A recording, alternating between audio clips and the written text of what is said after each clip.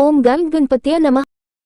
बुधवार को सुने बुधवार की पौराणिक कथाएं, साथ में सुनेंगे धन समृद्धि प्रदान करने वाली, बरकत देने वाली माता अन्नपूर्णा की कथा। तो इन सभी कथाओं को श्रद्धा और भक्ति के साथ आप पूरा अवश्य सुनिएगा। प्रेम से बोलिए गणेश जी महाराज की जय हो। बहुत समय पहले की बात है, एक गांव में एक भाई बहन रहते थे। भाई बहुत गरीब था पर उसकी बहन पैसे वाली थी। जब बहन के नंद का विवाह था तब बहन ने ना तो अपने भाई को विवाह में आने का निमंत्रण दिया और ना ही कोई चिट्ठी भेजी। भाई को बाहर वालों से पता चला कि उसकी बहन के नंद का विवाह है। भाई ने अपने गांव वालों को बताया, तब गांव वालों ने अपनी बहन से चुनरी बिछा और साड़ी जैसा जिनसे बन पड़ा कन्या के लिए दिया। भाई सारा सामान लेकर बहन के गांव पहुंचा। बहन के घर जाने पर बहन की देवरानी बोली, भाभी जी आपके भाई आए हैं। तो बहन ने पूछा कैसे आए हैं और क्या पहना है। तब देवरानी ने कहा पैदल आए हैं, फटी पगड़ी फटी धोती पहने हैं। तो बहन बोली मेरे ससुर हवेली के सामने दुकान में बैठे हैं, मुझे शर्म आती है। भाई को बोलो पीछे के दरवाजे से आए। भाई के आते ही बहन ने भाई को एक कमरे में बंद कर बाहर से ताला लगा दिया। एक तरफ लड़की का विवाह हो रहा था, गाजे बाजे बज रहे थे, अतिथियों को भोजन कराया जा रहा था और दूसरी तरफ भाई को कोई भी पानी तक पूछने वाला नहीं था। तभी भांजे की बहू को दया आए और उसने दरवाजा खोल दिया। दरवाजा खुलते ही भाई वहां से भागा। 2 दिन के भूखे प्यासे रहने के कारण उसे चक्कर आने लगे। रास्ते में एक गणेश जी का मंदिर था, वहां जाकर वो गिर गया और रोते रोते गणेश भगवान को अपनी व्यथा सुनाई और बोला, हे गणेश जी महाराज, आज मेरी गरीबी के कारण से मेरी सगी बहन ने मुझे धिक्कार दिया। पूछेंगे कि विवाह से क्या मिठाई लेकर आए हो तो मैं क्या जवाब दूंगा। तब गणेश जी को उस पर दया आ गई और गणेश जी भगवान बोले, मेरे बगीचे से ककड़ी और तरबूज तोड़कर ले जा। तब भाई ने ककड़ी तोड़कर झोला भर लिया और अपने घर गया। घर जाते ही बच्चों ने पूछा, पिताजी बुआ के यहाँ से हम लोगों के लिए क्या लाए हो। झोला खोलते ही छोटे तरबूज सोने की गेंद में बदल गए, बाकी तरबूज काटने से हीरे मोती निकले। पत्नी बोली, आप बहन के घर से इतना कुछ क्यों लाए, आपकी बहन ने हम लोगों को बहुत ज्यादा दे दिया है। भाई ने कुछ भी जवाब नहीं दिया। गणेश भगवान की कृपा से उनके दिन बदल गए। भाई का काम धंधा जोरों से चलने लगा। धीरे धीरे गहने कपड़े, रहने के लिए मकान बन गए। पत्नी बोली, एक बार नंद जी को बुलाकर लाओ। तो भाई ने नए कपड़े नए जूते पहनकर रथ में बैठकर बहन को लेने गया। देवरानी बोली, भाभी जी आपके भाई आए हैं। बहन ने पूछा कैसे आए हैं और क्या पहना है। तब देवरानी बोली, रथ में बैठकर खूब ठाट बाट से आए हैं। बहन बोली, मेरे भाई को बोलो कि हवेली के सामने से आए, मेरे ससुर देवर जेठ देखेंगे भाई का। बहन ने खूब स्वागत सत्कार किया। भाई बोला, बहन मैं तुम्हें लेने आया हूँ। तब बहन ने कहा, मुझे भी बहुत दिन हो गए हैं, चलो मैं चलती हूँ। भाई बहन को लेकर अपने घर आया। भाई और उसकी पत्नी ने बहन का खूब आदर सत्कार किया, जो चीजें मांगी सब बनवा कर दिया। बहन बोली, भाई मुझे एक जूते चाहिए। तब भाई ने मोची को बुलाया और कहा, मेरी बहन के लिए ऐसी जूती बनाओ जो मुंह से बोले। भाई ने बहन को बहुत सारा धन देकर विदा किया, पर अभी तक वह जूती नहीं आई थी। बहन रवाना होने लगी, तभी मोची जूतियां लेकर आया। बहन की जूती पहनते ही जूतियां बोली, निर्धन भाई की पैसे वाली बहन, गणेश जी का बगीचा नहीं होता तो आज क्या करती बहन। तब भाई की पत्नी से पूछने लगी, यह कहाँ से आवाज आ रही है। तभी भाई ने कहा, सुबह का समय है, कोई जीव जंतु बोल रहे होंगे। भाई ने घुड़ेगा गाड़ी को जल्दी जाने को कहा। बहन के जाते ही पत्नी जिद करके बैठ गई कि जूतियां क्या बोल रही थी। तब पति ने अपनी पूरी आपबीती सुनाई कि कैसे बहन ने मुझे 2 दिन भूखा रखा, कमरे में बंद कर दिया था। भांजे की बहू ने दरवाजा खोला, तब मैं बाहर आया और गणेश जी के शरण में जा पहुंचा। गणेश जी की कृपा से हमारे दिन बदले हैं। उसने अपनी पत्नी को सारी बातें बताई। तब पत्नी बोली, अगर मुझे मालूम होता तो मैं आपकी बहन को कुछ नहीं देती, मेरा दिया हुआ सब कुछ वापस लेकर आओ। तब पति बोला, गणेश भगवान ने हमें सब दिया है, अगर वह मुझे भूखा प्यासा कमरे में बंद नहीं करती तो मैं गणेश भगवान के मंदिर में क्यों जाता। क्या मैं गणेश जी को अपना दुखड़ा सुनाता। तुम अपना मन मैला मत करो और अपने पर तो गणेश जी की कृपा है और किस चीज की कमी है। फिर दोनों गणेश जी के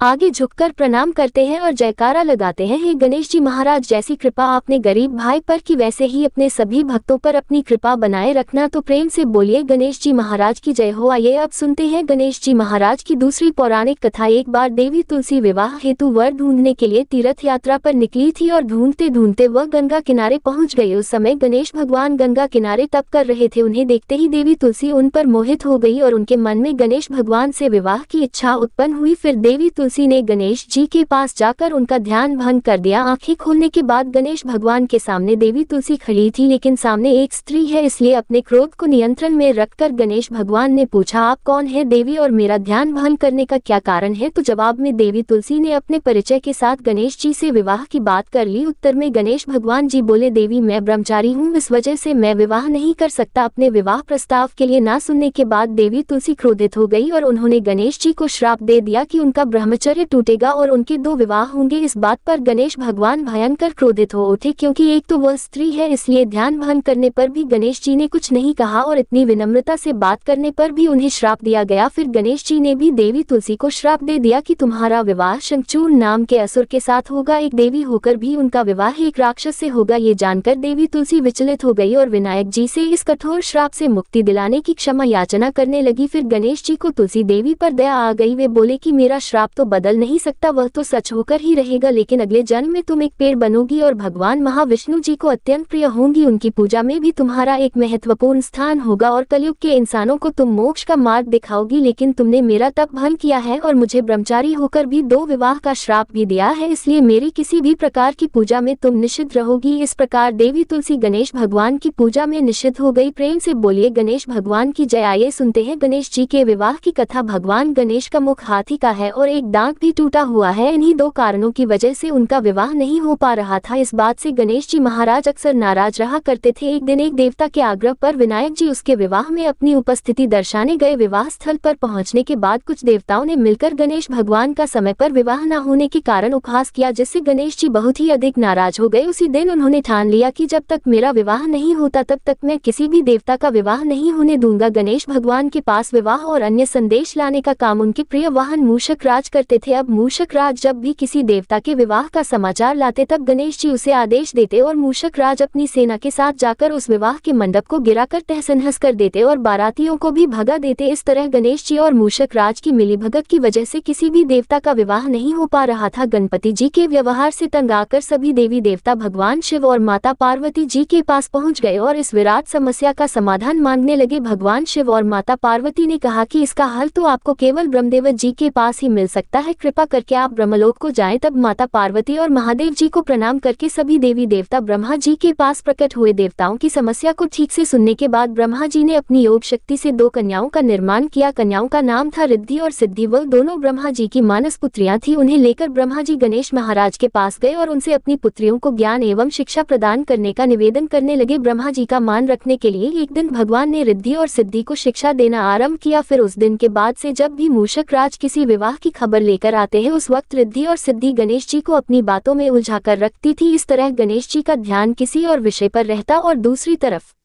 देवताओं का विवाह संपन्न हो जाता। एक दिन बुद्धि के देवता भगवान गणेश जी को ये बात समझ आ गई, लेकिन उनके क्रोध में आने से पहले ही ब्रह्मदेव अपनी दोनों पुत्रियों के साथ वहां पर प्रकट हो गए। रिद्धि और सिद्धि को सामने देखते ही गणेश जी का क्रोध बढ़ने लगा, किंतु विनायक जी के मुख से कोई भी शब्द निकलने के पहले ही भगवान ब्रह्मदेव ने कहा, हे गणेश जी, आपने स्वयं ही मेरी पुत्रियों को शिक्षा दी है और अब मुझे इन दोनों के विवाह योग्य कोई वर नहीं मिल रहा। मेरी आपसे विनती है कि आप ही रिद्धि और सिद्धि से विवाह करके मुझे धन्य कीजिए। परमपिता ब्रह्मदेव जी की शांत वाणी को सुनकर गणेश जी का क्रोध शांत हो गया और वे उस विवाह प्रस्ताव के लिए हंसी खुशी राजी हो गए। विवाह के बाद अपनी दोनों पत्नियों से उन्हें 2 पुत्र प्राप्त हुए, जिनका नाम रखा गया शुभ और लाभ। तो प्रेम से बोलिए भगवान गणेश जी की जय। आइए अब सुनते हैं गणेश जी की पूजा पाठ में सुनी जाने वाली पौराणिक कथा। एक गांव में एक सेठ और सेठानी रहते थे। वे बहुत ही धार्मिक प्रवृत्ति के थे और वे गणेश जी के अनन्य भक्त थे। वे दोनों बिना चूके हर बुधवार को गणेश जी का व्रत रखते थे और शाम को ब्राह्मणों को भोजन कराने के बाद अपना व्रत खोलते थे। सेठ जी का काफी बड़ा परिवार था। वे सब आपस में बड़े प्यार और भाईचारे से रहते थे, लेकिन सेठानी और सेठ की कोई संतान नहीं थी। इस विषय पर परिवार और गांव के लोग आपस में बहुत बातें किया करते थे। सभी लोग सेठानी को बांझ बुलाते थे। ये सभी बातें सुनकर सेठ और सेठानी बहुत दुखी होते थे। एक बुधवार के दिन सेठ और सेठानी भगवान गणेश जी की पूजा संपन्न करा के मंदिर से बाहर आ रहे थे। तभी उन्हें सीढ़ियों पर एक छोटा सा बच्चा अकेले बैठा हुआ दिखा। बालक को देखते ही दोनों उसके पास गए और पूछा कि तुम्हारे माता पिता कहाँ है, लेकिन बच्चे ने अभी तक ठीक से बोलना नहीं सीखा था, इसलिए वह बोल ही नहीं पाया। पर दोनों सेठ और सेठानी बच्चे के पास शाम तक बैठे रहे। तब तक पंडित जी और सेठ जी और उनके नौकरों ने आसपास जाकर बच्चे के माता पिता को खोजने की कोशिश की, लेकिन उन्हें बच्चे के माता पिता या बच्चे खोने की कोई खबर ही ना मिली। फिर पंडित जी ने सेठ और सेठानी को वह बच्चा अपने घर ले जाने के लिए कह दिया। साथ में ये भी कहा कि अगर बच्चे के माता पिता यहाँ पर आते हैं तो मैं स्वयं उन्हें आपके पास ले आऊंगा। तब सेठ और सेठानी की खुशी का ठिकाना नहीं रहा। वे दोनों खुशी खुशी उस नन्हे बालक बालक को अपने साथ घर ले गए। सेठानी ने बच्चे का नाम अपने आराध्य भगवान श्री गणेश जी के नाम पर गणेश रख दिया और बड़े ही प्यार और दुलार से उसका पालन और पोषण करने लगे। कुछ दिनों के बाद उसी गाँव में एक ठग पति पत्नी आए। उनका इरादा गाँव के सबसे अमीर आदमी को ठगने का था। वे दोनों ठग गणेश मंदिर की सीढ़ियों पर बैठकर सोच विचार कर रहे थे। तभी वहां पर पंडित जी आ गए और गांव में अनजान लोगों के दिखते ही उनसे पूछा कि क्या आपका बच्चा खो गया है। दोनों चोरी चकारी के लिए बहाना ढूंढ रहे थे, इसलिए उन दोनों ने तुरंत ही हाँ कह दिया। तब पंडित जी ने कहा कि चिंता की कोई बात नहीं है, आपका बच्चा एक सेठ जी के घर पर पल रहा है। पंडित जी उन दोनों ठग को सेठ जी के घर पर ले गए। गणेश के माता पिता आ गए हैं, ये खबर सुनकर सेठ और सेठानी बहुत दुखी हुए। सेठ जी ने उन दोनों पति और पत्नी को एक रात के लिए अपने अतिथि गृह में ठहराया। अब वह दोनों ठग सिर्फ मौके की फिराक में ही थे। उसी रात सभी लोग सो जाने के बाद वे ठग एक एक करके सभी कमरों की तलाशी करने लगे। फिर वे दोनों तिजोरी वाले कमरे में पहुंच गए। छानबीन के वक्त होने वाली छोटी मोटी आवाजों से सेठ जी का एक नौकर जग गया और आवाज की दिशा में तिजोरी वाले कमरे के नजदीक आ गया। उसने चुपके से अंदर जब झांक कर देखा तो दोनों ही मेहमान कीमती सामान चुरा रहे थे। नौकर ने ये देखते ही धीरे से उस कमरे के बाहर की कुंडी लगा दी और चोर चोर बोलकर पूरे घर में हल्ला मचा दिया। शोरगुल की आवाज सुनते ही घर के सभी लोग इकट्ठा हो गए। तब सेठ जी ने उन दोनों चोर पति पत्नी को कमरे से बाहर निकाला और सुबह ही पंचायत में हाजिर कर दिया। सेठ जी ने सरपंच जी को पूरा मसला बताया और कहा कि ये दोनों तो चोर है, अब हम पुत्र गणेश को इन दोनों को नहीं देंगे। लेकिन वे दोनों ठग पति पत्नी अपनी जिद पर ही अड़ गए और बच्चे को ले जाने की जिद करने लगे। सरपंच जी ने इस गंभीर समस्या का एक तोड़ निकाला। उन्होंने सेठानी और दूसरी औरत को गणेश जी के सामने खड़ा कर दिया और कहा, जिसके भी आंचल से दूध की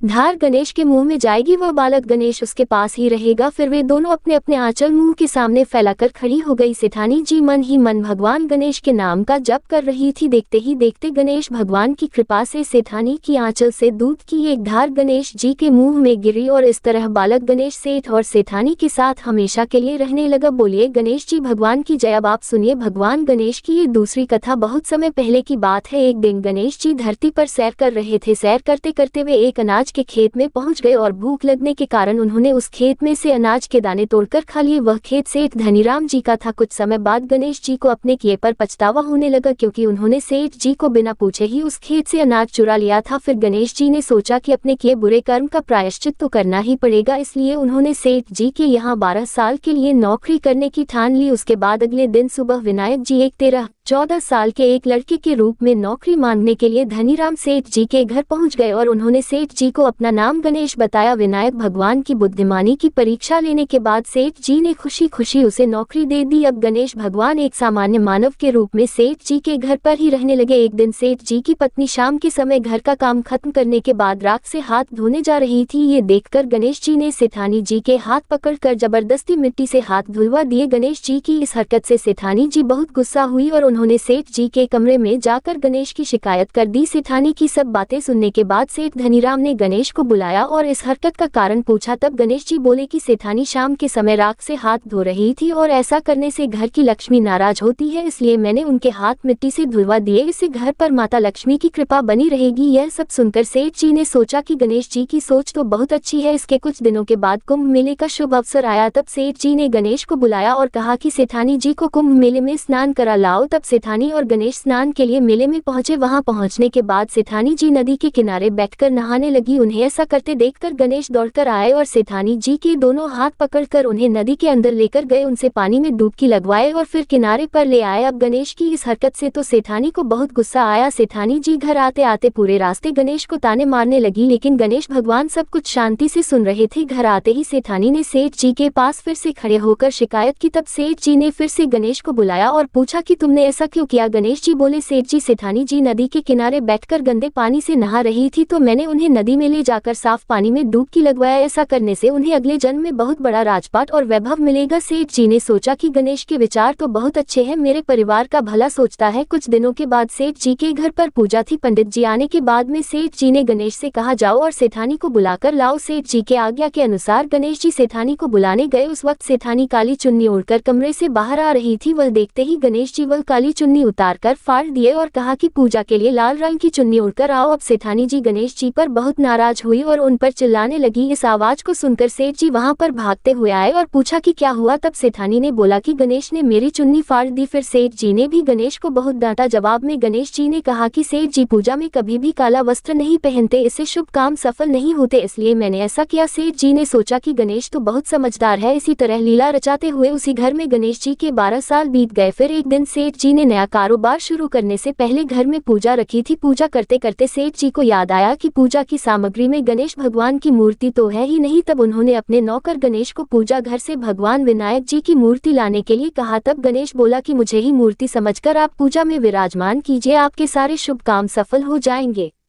इस बात को सुनकर सेठ जी को गुस्सा आया और वे बोले, गणेश तुम अब तक सेठानी से मजाक करते थे, अब मुझसे भी करने लगे हो। तब उत्तर में गणेश जी ने मुस्कुराते हुए सेठ जी से कहा कि मैं मजाक नहीं कर रहा, मैं सत्य कह रहा हूँ। इतना कहने के बाद नौकर गणेश ने अपना असली भगवान स्वरूप धारण कर लिया। साक्षात भगवान श्री गणेश को सामने देखते ही सेठ और सेठानी उनके चरणों में लीन हो गए और उन्होंने अपनी पूजा संपन्न की। इसके बाद गणेश जी देखते ही देखते अंतर्ध्य हो गए। बाद में सेठ और सेठानी को बहुत पछतावा होने लगा कि स्वयं भगवान हमारे घर नौकरी कर रहे थे और हमने उनके साथ कितना बुरा व्यवहार किया, उनसे बहुत सारा काम कराया। ये सोच सच कर दोनों दुखी रहने लगे। फिर उसी रात सेठ और सेठानी के सपने में भगवान गणेश प्रकट हुए और उन्हें समझाया कि मैंने 12 साल पहले तुम्हारे खेत से अनाज के दाने बिना पूछे तोड़ लिए थे और उसी कर्म का दोष दूर करने के लिए मैं 12 साल से तुम्हारे घर नौकरी किया। धनीराम सेठ जी के जीवन की काया पलट हो गई। गणेश जी जैसी माया आपने धनीराम सेठ जी पर की, वैसी ही माया इस कहानी को पढ़ने वाले, सुनने वाले और हर एक व्यक्ति पर करना। कथा अधूरी हो तो इसे पूरी करना और हमसे कोई गलती हुई हो तो उसे क्षमा करना। प्रेम से बोलिए भगवान गणपति जी की जय। आइए अब सुनते हैं धन समृद्धि प्रदान करने वाली, घर में बरकत लाने वाली माता अन्नपूर्णा की बड़ी ही दुर्लभ कथा। इस कथा को श्रद्धा और भक्ति के साथ पूरा अवश्य सुनिए। प्राचीन काल की बात है। पुरुषोत्तमपुर नामक गाँव में एक बहुत धर्मात्मा सेठ जी रहा करते थे। उनके 5 पुत्र और एक सबसे छोटी पुत्री थी, उसका नाम गौरी था। सेठ जी का भरा पूरा परिवार था। सेठ जी ने अपने सभी 5 पुत्रों का विवाह कर दिया था और जब छोटी बेटी गौरी विवाह के योग्य हुई तो उन्होंने उसका विवाह एक दूसरे नगर के अपने ही समान धनी परिवार में कर दिया। अब सेठ जी की पुत्री गौरी दुल्हन बनकर जिस घर में गई वहां उसका पति अपने माता पिता का इकलौता पुत्र था। अब गौरी बड़ी ही प्रसन्नता पूर्वक अपने ससुराल में रहने लगी। गौरी बड़ी ही सदाचार, गुणवान तथा रूपवती थी। एक दिन की बात है, जब 1.25 महीना हो गया तब सास ने गौरी को रसोई संभालने के लिए दे दिया। रसोई की सारी बातें समझा दी। गौरी अपनी सासू माँ के पांव छूकर रसोई में प्रवेश करती है। तब सास ने कहा, बहू रोज सुबह जल्दी उठकर पूजा पाठ करके रसोई में प्रवेश करना, फिर खाना बनाना। रोटी बनाते समय पहली रोटी गाय को और अंतिम रोटी कुत्ते की बनाना मत भूलना। इस प्रकार सास ने गौरी को सब कुछ समझा दिया। गौरी 4 लोगों के लिए खाना बनाती है और खाना बनाकर अपने पूरे परिवार को खिलाती है। जब अंत में खुद खाने के लिए बैठती है तब वह देखती है कि उसके लिए तो रोटी बची ही नहीं। वह चावल, दाल और सब्जी खाकर पानी पी लेती है। अब जब शाम होती है तब गौरी ने सुबह से ज्यादा आटा लगाया और रोटी सब्जी बनाकर रख दी। जब रात्रि में सब लोग खा लेते हैं तो फिर से जब गौरी खाने के लिए बैठी रोटी का डब्बा खोलती है तो उसमें एक भी रोटी नहीं थी। ये देखकर उसे बड़ा ही आश्चर्य होता है कि उसने तो सुबह से भी ज्यादा आटा लगाया था लेकिन रोटियां बची ही नहीं। अब वह सिर्फ सब्जी खाकर पानी पीकर सो जाती है। अगले दिन फिर उसने कल से 2 गुना ज्यादा आटा लगाया और रोटियां बनाई लेकिन फिर से उसे रोटी नहीं मिली, सभी रोटियां खत्म हो गई थी। अब उस दिन भी आधे पेट खाना खाकर ही उसे रहना पड़ा। इसी प्रकार गौरी चाहे जितना भी आटा लगाती रोटियां उसे नहीं मिलती है। हर रोज का काम हो गया था। वह सोचने लगी, आखिर कौन नहीं चाहता कि मैं रोटियां नहीं खाऊं, मैं पेट ना भरूं। गौरी इस आस में आटा ज्यादा गूंथती कि किसी ना किसी दिन तो उसे रोटियां मिलेंगी, किंतु ऐसा नहीं होता है। ऐसा करते करते वह बहुत कमजोर, दुबली पतली हो गई। तो दोस्तों, ऐसे ही एक दिन की बात है, जब गौरी रसोई में सब्जियां काट रही थी तो गलती से चाकू से उसका हाथ कट जाता है और वह रोटियां नहीं बना पाती। तो उसकी सासू माँ ने कहा, बहू रहने दो, आज मैं रोटियां बना देती हूँ। तो गौरी ने कहा, नहीं सासू माँ, आप आटा लगा दीजिए, मैं रोटियां बना दूंगी। तो दोस्तों, उस दिन सासू माँ ने आटा लगाया और फिर बहू को दिया। बहू रोटियां बनाकर रख देती है। घर के सभी सदस्य रात के समय जब खाना खाने लगते हैं, सब लोग जब खाना खा लेते हैं तब बारी आती है गौरी की। तो वह बहुत दुखी मन से खाना खाने बैठती है। वह सोचती है, आज तो सासू माँ ने आटा गूंथा है, वह भी बहुत कम, आज तो मेरे लिए रोटियां बची ही नहीं होंगी। यह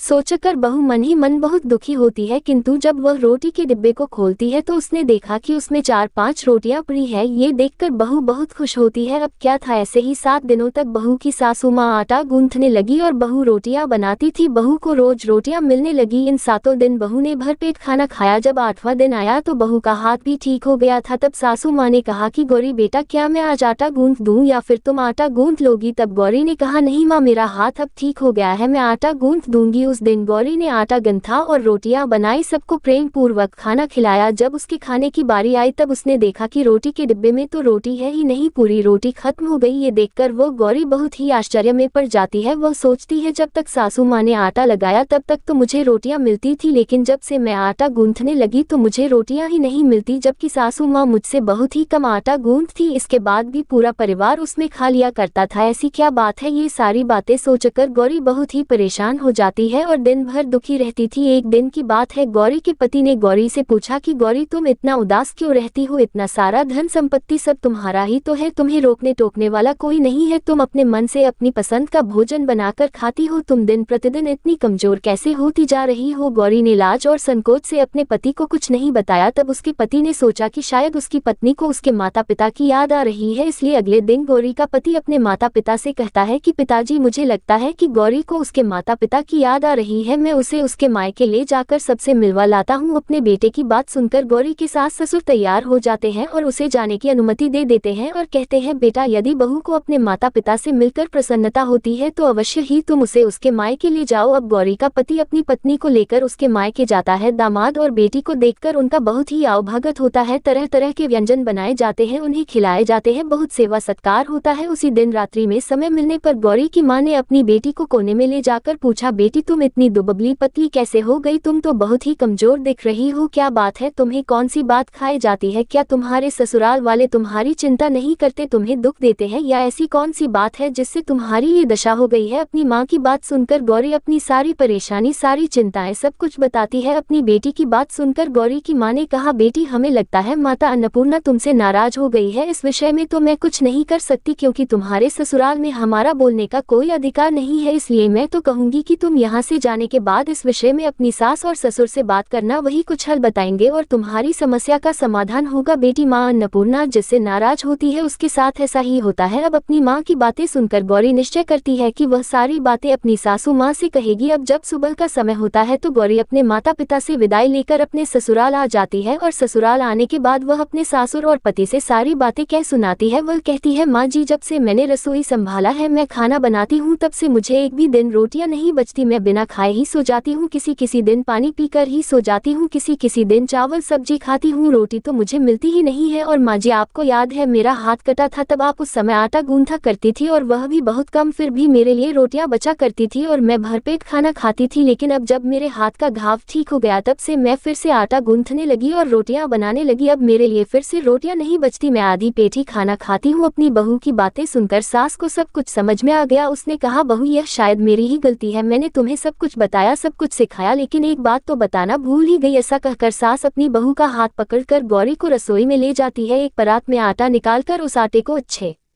से गूंथती है। गूंथने के बाद उस गूंथे हुए आटे पर अपनी उंगलियों के 5 छाप लगा देती है और कहती है कि बहू, यह माँ अन्नपूर्णा का छाप होता है, उनका चिन्ह माना जाता है। आटा लगाने के बाद कोई भी स्त्री इस तरह छाप लगाती है तो उसके घर में बरकत होती है। इसका अर्थ यह है कि माँ अन्नपूर्णा की कृपा सभी परिवार वालों पर बरसे और कोई भी सदस्य भूखे पेट ना सोए। बहू, मैं तुम्हें ऐसा बताना भूल गई, तुम आटा लगाते वक्त आटे पर अपनी 5 उंगलियों का छाप छोड़ देना और माँ अन्नपूर्णा तुम्हारे ऊपर अवश्य ही कृपा करेगी, तुम कभी भी खाली भूखे पेट नहीं सोओगी, यह बरकत का चिन्ह होता है। अब अपनी सासू माँ की बात सुनकर बहू हर रोज आटा गूंथती और फिर उस पर अपनी 5 उंगलियों की छाप छोड़ देती और फिर रोटियां बनाती। अब बहू को हर रोज रोटियां मिलने लगी, वह भरपेट भोजन करने लगी और स्वस्थ भी हो गई। माँ अन्नपूर्णा की कृपा उस पर बरसने लगी, उसके हाथ में माँ अन्नपूर्णा का वास हो गया। घर पर कोई भी सदस्य भूखा नहीं रहता और जो कोई मेहमान आता या कोई भीख मांगने के लिए भिक्षुक आता उसे भी वह खाना खिलाकर ही घर से विदा करती। इस प्रकार बहू के ऐसा करने से उसके घर में बरकत होने लगी, अन्न की वर्षा होने लगी। तो प्रिय भक्तजनों, आटे को गूंथकर उस पर 5 उंगलियों का छाप लगाना हमारी पुरानी परंपरा है। यह माता लक्ष्मी जी और माता अन्नपूर्णा का चिन्ह माना जाता है। ऐसा करने से माता अन्नपूर्णा सदा प्रसन्न रहती है और घर वालों पर अपनी कृपा दृष्टि बनाए रखती है। हमारे पूर्वजों से लेकर अब तक ये परंपरा चली आ रही है। सभी माताएं बहनें अपनी 5 उंगलियों की छाप आटे पर अवश्य ही लगाती हैं और माँ अन्नपूर्णा से प्रार्थना करती है कि सबका पेट भरना, सबका कल्याण करना और घर में अन्न धन की वर्षा करना। तो प्रेम से बोलिए अन्नपूर्णा माता की जय। ओम नमः शिवाय, जय माता दी, जय भोलेनाथ, ओम श्री गणेशाय नमः। आज की कथाएं अगर आपको पसंद आती है तो हमारे हिंदी स्टोरी चैनल को सब्सक्राइब करके बेल आइकन जरूर प्रेस करिएगा और वीडियो को लाइक कीजिएगा। कमेंट में गणेश भगवान और अन्नपूर्णा माता की जय भी जरूर लिखिएगा। इसी गणपति नमः।